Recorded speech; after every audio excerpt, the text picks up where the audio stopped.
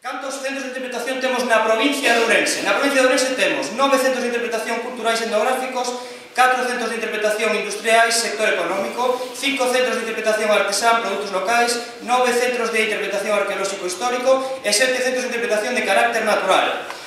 Creo que centros de interpretación na provincia de Ourense imos sobrados, e dirán vostede, pois precisamente por eso é esa estrategia que vai a facer que veñan os turistas a nosa provincia, vexan a relación entre centros de interpretación e visitantes por provincia.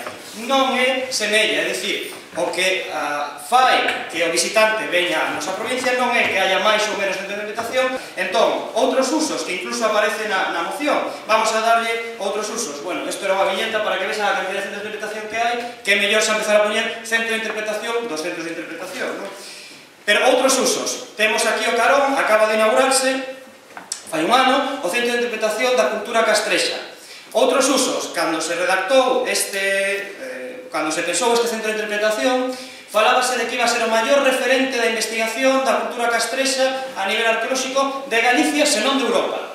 Vexamos canto foi en partidas orzamentarias. Foron 10 millóns para a construción do edificio, 2 millóns para a exposición e instalación e 700.000 euros para a empresa concesionaria. Saben vostedes canto foi a investigación? Cero. Saben vostedes canto foi a conservación do monumento? Cero. Saben vostedes canto foi a musealización do monumento? Cero. Sabes vostedes canto foi a actividades de dinamización e de integración dese recurso na contorna? Cero. E o que leva que os veciños da zona agora mesmo teñan un pleito aberto coa Xunta de Galicia pola expropiación desas terras. Entón, se cadra, igual o interese non é a interpretación do monumento e conservalo. Falábamos de darlle voz aos técnicos. Saben vostedes o que din os técnicos?